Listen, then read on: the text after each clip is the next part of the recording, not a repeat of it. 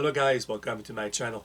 I posted a few days ago a video I did during the day with the new Mavic Mini at 2.7K 30 frames per second, and that's amazing. So if you haven't seen it, I invite you to have a look at it.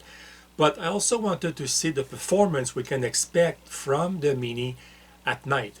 And well, sometimes you want to fly at night. It's allowed in Canada. I did last summer a video with my Phantom 4 Pro of a fireworks, and that was my first experience, and I'm quite happy with the result. I'll put the link at the end of this video.